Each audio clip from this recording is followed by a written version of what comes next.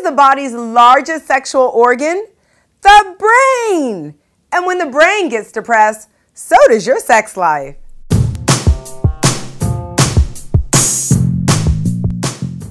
Hello, hello, hello! I am Dr. Sonjia, your favorite sexologist, and today we are talking about depression and sex. Did you know that desire actually originates in the brain? Typically, any type of mood disorder affects sexual desire, and when a person suffers from depression, it often affects their desire to enjoy everyday activities, including sex.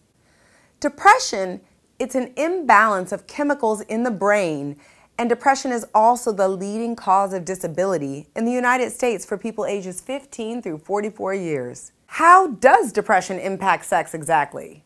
Well, people suffering from depression, they're likely to experience a lack of sexual desire, arousal, delayed orgasm, or just complete inability to reach orgasm at all.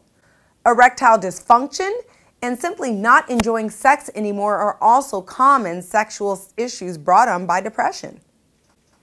Since people suffering from depression are experiencing a chemical imbalance, sometimes those low levels of brain chemicals, they may dull pleasurable effects and affect sexual thoughts and performance.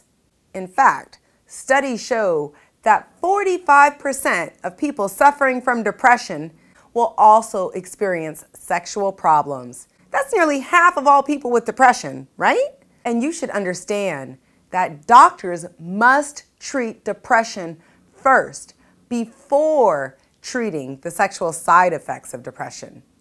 And to make it even more complex, many antidepressant medications can diminish sexual functioning. Ugh! So how is depression treated? Well, there are several medications to treat depression, but like I just said, some do interfere with sexual functioning in many people. For example, selective serotonin reuptake inhibitors, SSRIs, such as Paxil, Zoloft, and Prozac, well, they have lots of people complaining about the side effects on their libido. Prozac in particular has been known to delay a person's ability to orgasm. If you are taking an antidepressant and experience any type of low sex drive or sexual dysfunction, make sure to talk to your doctor. Some people might suggest a drug holiday or skipping a dose on date night. But there's also many experts who advise against this because you never know how this might affect your mood or cause an undesirable mood change. And let me tell you, date night is not the time for an unexpected mood change. But whatever you do, do not lower the dosage on your own. You need to consult your doctor before making any changes to your prescribed medication regimen. Moreover, there are other antidepressant medications that do not affect sexual functioning or have fewer sexual side effects. For example, Wellbutrin, Remeron, and Seroquel are options that might work for you. It's important to ask yourself when the sexual problem started and when you started taking the antidepressant medication. Now, you need to do this in order to figure out if the two are related or if the new sexual problem is related to another mood disorder or another health issue. Remember, when it comes to your health, you are the person who is best qualified to monitor these changes. So it is worth taking time to do it. You deserve that.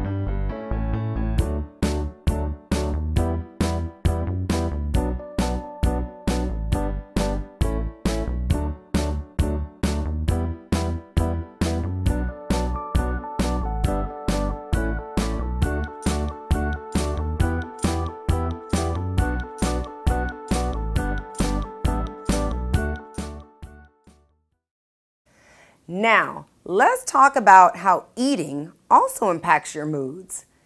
Can specific foods actually improve your mood? Well, no specific diet plan can improve your mood, but numerous studies suggest that certain nutrients can improve your brain chemistry. And when your brain chemistry improves, so does your mood. When your body lacks essential nutrients, your body may not have the nutrients it needs to produce neurotransmitters in the brain. Let me tell you, that is exactly why I am a nutrient addict. Before I put anything in my mouth, I ask myself, what nutrients am I getting from this? Because your brain neurotransmitters are nourished by the nutrients your mouth consumes. Protein-rich foods are known to boost alertness, energy, and concentration. Some protein-rich foods are chicken, fish, beans, nuts, soy, and milk products. Now, we all know carbs get a bad rap, but complex carbohydrates like whole grains, fruits, and vegetables, well, they're beneficial to the brain because they increase your serotonin levels. And serotonin, it's one of those happy, healthy hormones that your body produces during orgasm and other happy moments in your life. It's also important to take your vitamins, especially if your diet isn't nutrient rich. For instance, vitamin B1 is involved in healthy nerve function.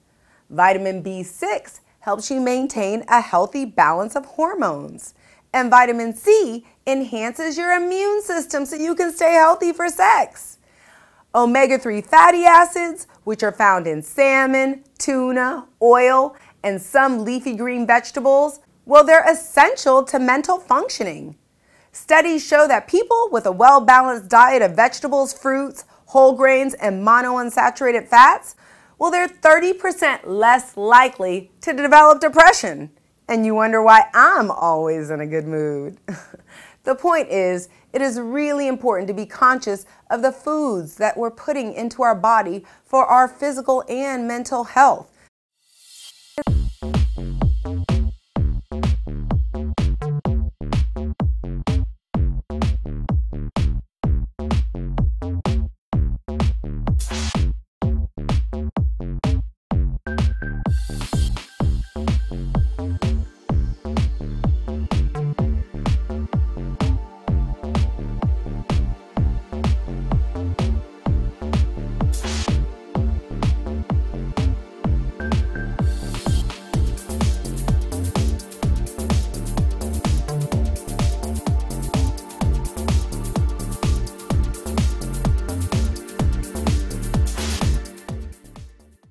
Exercise promotes changes in the brain, including neural growth, reduced inflammation, and new activity patterns that promote feelings of calm and well-being. It also releases endorphins. And endorphins are powerful chemicals in your brain that energize your spirit and make you feel nice and sexy. Exercise also releases a range of the same happy, healthy hormones that orgasms produce, such as phenethylamine and prolactin, the hormone of satisfaction. That's one of the reasons you feel so good after a workout. You leave the gym, all that natural high, all those happy hormones. You're feeling great after a sweat session. And don't you dare forget that exercise can also improve your sexual performance. Exercise improves muscle tone, which can improve sexual gratification because orgasms depend on different muscle groups. Exercise puts you in touch with your body. It makes you more sensitive to sensations. Active men and women often experience increased libido and more stable testosterone levels.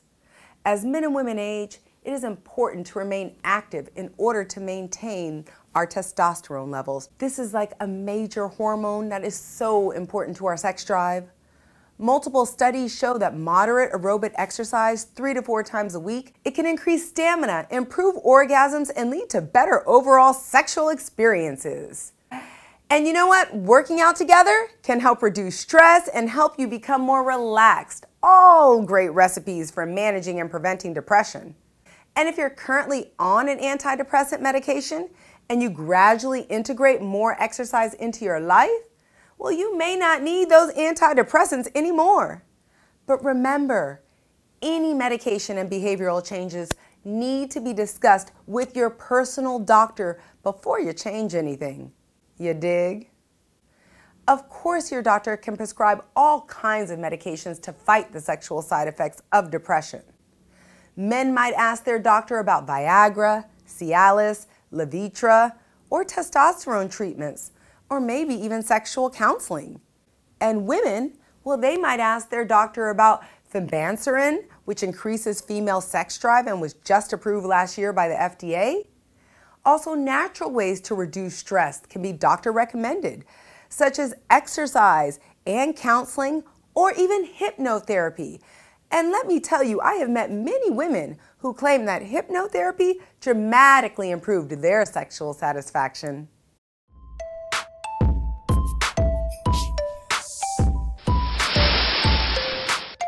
The sex situation we're dealing with today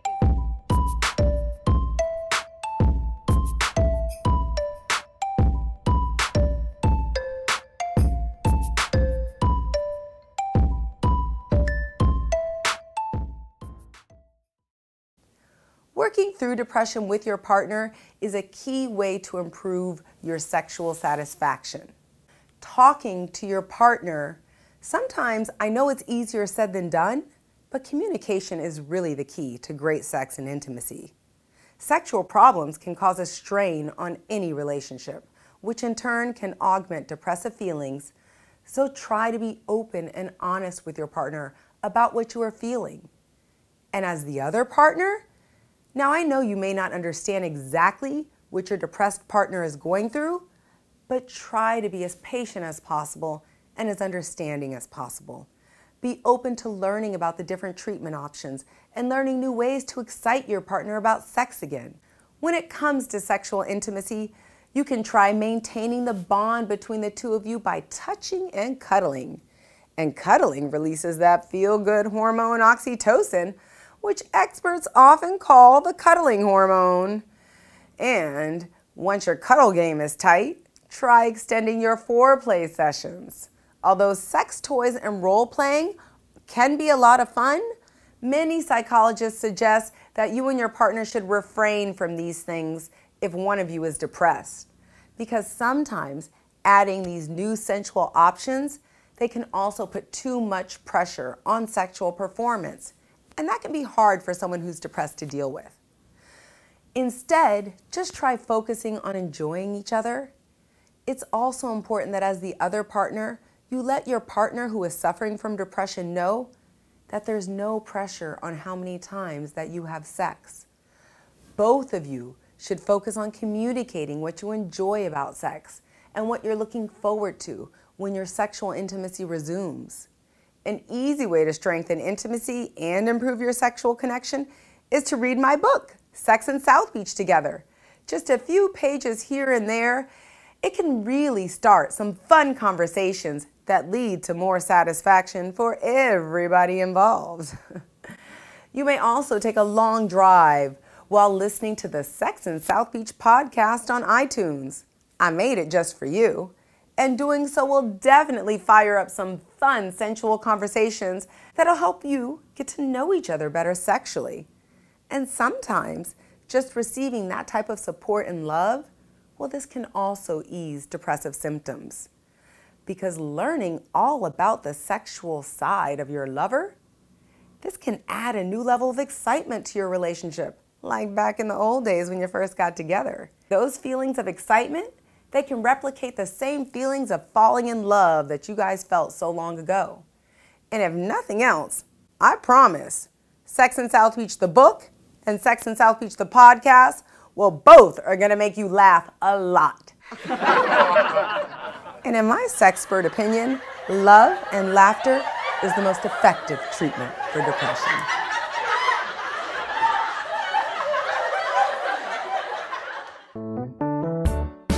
I was so surprised. Everything about date night was great. The activities were light, playful, and enjoyable. We had so much fun. Dr. Sonjia also spent time with us and address concerns we had as a couple. She is so professional. It makes you feel comfortable talking to her about anything.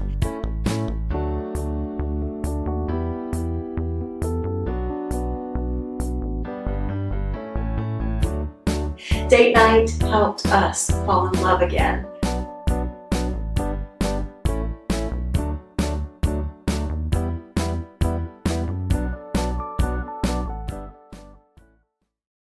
I hope our time together left you feeling a little happier. It did for me. I'm Dr. Sonjia, and I'd love to see you again soon at Sex in South Beach, where everybody comes for healthier, happier sex. And today's homework is go to sexinsouthbeach.com, join the VIP list for your daily dose of nooky knowledge. Subscribe to my YouTube channel and link up with me on social media.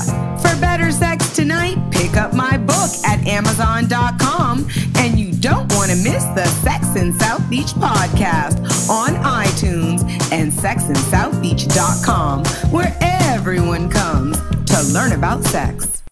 The information provided in this video is for your education and entertainment and should not be used as a substitute for medical advice. Before taking any medications or making any changes to your health behaviors, talk to your doctor.